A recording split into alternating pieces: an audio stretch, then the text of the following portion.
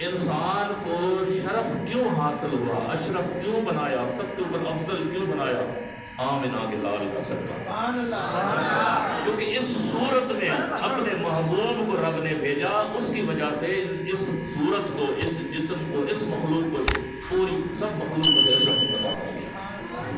اگر اب اللہ نے تمہیں اتنا شرف عطا کیا ہے، اشرف المخلوقات بنائی ہے، سرکار کا صدقہ، پھر جب سرکار کی بات آئے یا حضور کے دین کی بات آئے تو پھر دل سے زبان سے بھی سبحان اللہ، پر دل سے سبحان اللہ نکلے، اور مجھے پتہ لگے کہ حضور کے غلام بیٹھے ہیں، تڑپ رہے ہیں سرکار کے عشق میں۔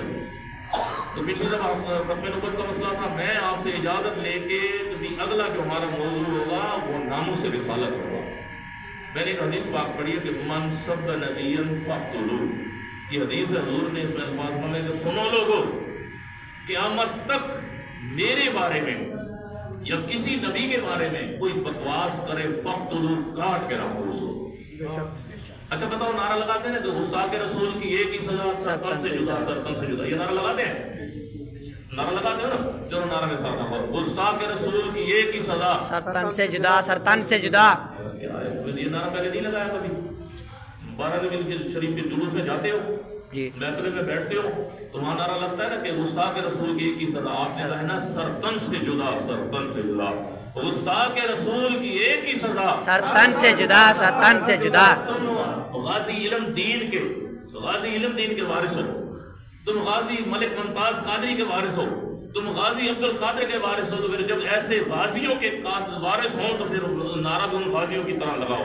ان غازیوں نے حضور کی اس حدیث کے اوپر عمل کر کے دکھایا، گستاخوں کو واصل جہنم کر دیا۔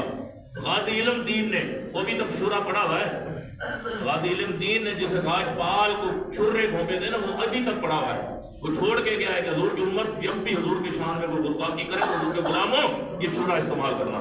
تو غازی ملک ممتاز قادری نے اس چھرے کو ایڈوانس کیا، کلاشن کی صورت میں 27 گولیاں اس واصل جہنم کی، ظالم ان مردود جو گستاخ تھا، حالانکہ گورنر پنجاب تھا، 27 گولیاں اس کے اندر اتار دی۔ غازی نے پوچھا کہ ایک گولی، دو گولی، تم نے 27 گولیاں کیوں اتاری؟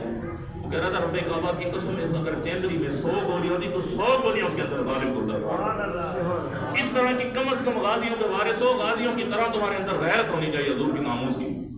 گستاخ رسول کی ایک ہی سزا، سرطن سے جدا، سرطن سے جدا۔ گستاخ رسول کی ایک ہی سزا، سرطن سے جدا، سرطن سے جدا۔ سرکار کے عاشق نہیں ہو گے، پچھلے بھی نعرہ مارو، گستاخ رسول کی ایک ہی سزا، سرطن سے جدا، سرطن سے جدا۔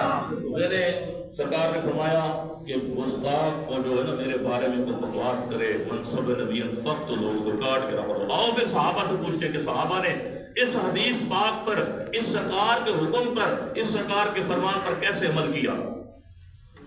اب میں واقعہ بڑا مشہور واقعہ بتا کے تو پھر اگلے واقعہ بتاؤں گا، اور اکثر آپ نے سنا ہوگا مگر اس کی تفصیل نہیں بتاتے لوگ کہ یہ تفصیل اس کی کیا ہے، اس کا اندر پس منظر کیا ہے۔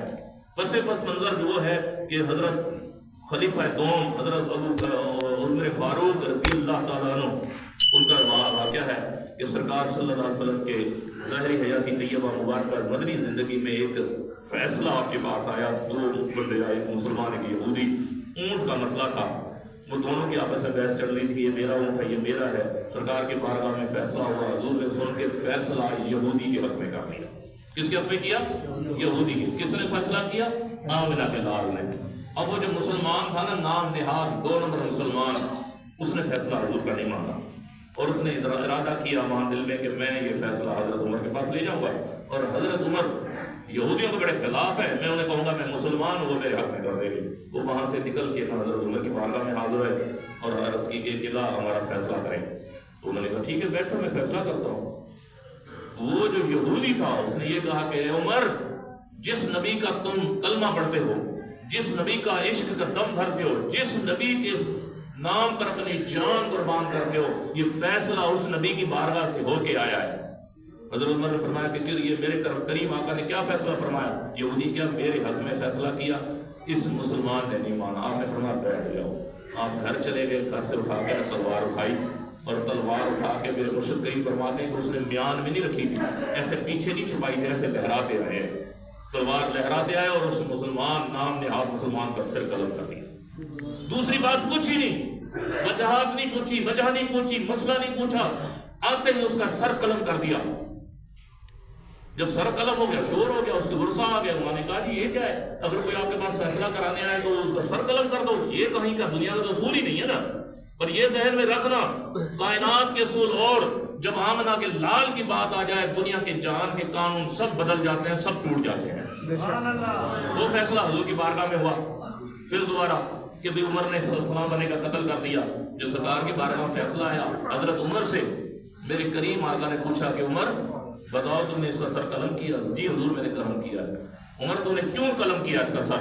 तो उमर ने सुनो उमर की बात। हजरत उमर रजी अल्लाह ताला अन्हु आशिक रसूल और आशिक सादिक खलीफा तौन की बात सुनो। आपने फरमाया या रसूल अल्लाह, जो आपका फैसला नहीं मानता, उमर का फैसला यह है कि उसका सर तन से जुदा कर दो। गुस्ताख के रसूल की एक ही सजा, सर तन से जुदा, सर तन से जुदा। नारा बोलो क्या है यार, कैसे लोग साहब ने बड़ा ढीला रखा आपने, बोलते ही नहीं है। हुजूर की इश्क की बात हो, हुजूर की गुलामी की बात हो, आशिक तड़प पड़े। बाबा जी फरमाते हैं तो हुजूर की इश्क की बात आए, हुजूर की खत्म नबूवत की बात आए, नामुस रिसालत की बात आए, आशिक वो है, मुसलमान वो है, उसकी आंखों से खून टपके, उसके मुंह से खून टपके, ऐसा नारा मारे। गुस्ताख के रसूल की एक ही सजा, गुस्ताख के रसूल की एक ही सजा। उनसे सवाल है, अगर तुम्हारे सामने कोई कुत्ता सरकार के सामने भौंके, कोई गुस्ताखी करे, बर्दाश्त करोगे? हाँ, बस यही तो इश्क है, बर्दाश्त। आशिक कभी हुजूर की गुस्ताखी बर्दाश्त नहीं करता। तो हुजूर को अर्ज़ की या रसूल अल्लाह, उमर का फैसला ये है कि जो सरकार का फैसला नहीं मानता उसका सर तन से जुदा कर दो। बस ये उमर के अल्फाज फरमाने की देर थी, अल्लाह रब्बुल इज़्ज़त ने जिब्राइल अलैहिस्सलाम को भेज दिया। हुजूर की बारगाह में हाज़िर हुआ और अर्ज़ की या रसूल अल्लाह, तेरे रब का फरमान, तेरे रब ने फरमाया जो उमर का फैसला, मुझे रब का भी वही फैसला है।